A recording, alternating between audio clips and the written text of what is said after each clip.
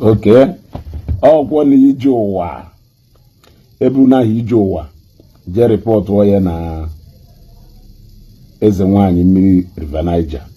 Wesi ndị mmiri shuwe ijeuwa. Now, I think it's high time some of these charlatans mmadụ gosiri ha that na enwere iwu na-alụ ọrụ n'obodo. And there were so many iwu na-alụ ọrụ n'obodo, but ndị mmadụ amaro. But every day when you sleep and wake up, you wish that Nigeria will become like America and all these places. But tomorrow no more obodo ahụ nwere iwu na-alụ ọrụ batara onye ọ na-ji akwanyere onwe ya ugwu. So I will give ijeuwa an expo. Ijeuwa, what you do with this expo is left for you. What you do with this expo is left for you, because just like I said, ụfọdụ ndị amara na so many things a na-eme not actually above against the law. You know that good? But if they never set example with one native doctor, other people no go learn. That is all na use one native doctor. We set here example to Ghana, Nigeria. Other people no go learn. Now, ijeuwa, let me tell you what trial by ordeal means. Trial by ordeal. Ordeal simply means a severe or trying experience. Trial by ordeal describe a severe, dangerous, and unconventional means of inquiring and establishing the innocence or guilt of a suspected person. The history of this trial by ordeal is traced back to earlier centuries of human existence. The ordeal of water and the Oko was a notorious example. A suspect is made to pass through Oko and the Mmiri, and it's believed that if the fellow is innocent or not, then this one or the other one will be made. Now let me take you to the section 207 of the Criminal Code Act in Nigeria. It will say unlawful trial by ordeal.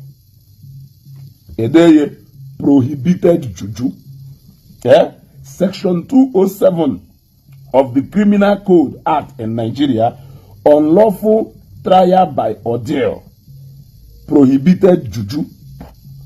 Now, also, the trial by the ordeal of Sarswood, Esebin, or the poison, boiling oil, fire, immersing in water, or exposure to attack of crocodile or other wild animals, or by any ordeal which is likely to result in the by of a bodily injury to any party to the proceeding is unlawful.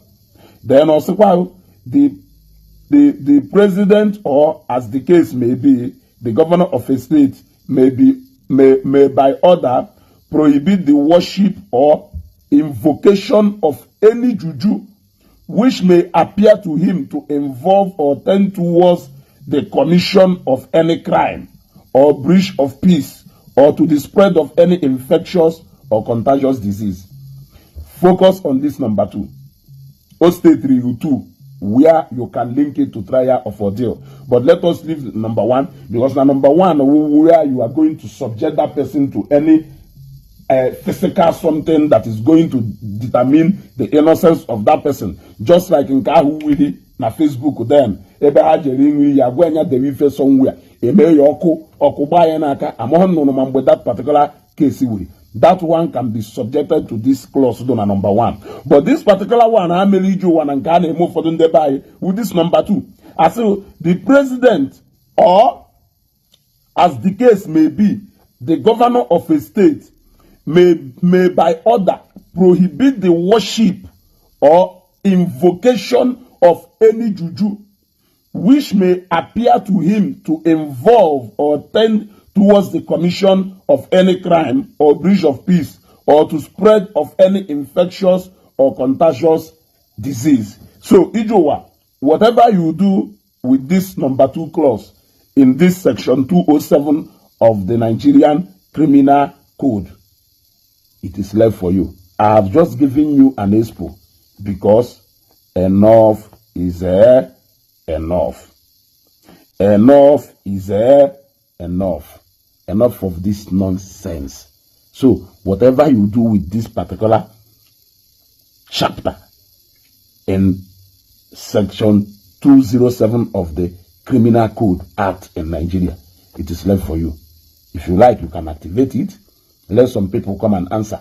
If you like, you sure, happier, it is left for you. Upon ijeuwa.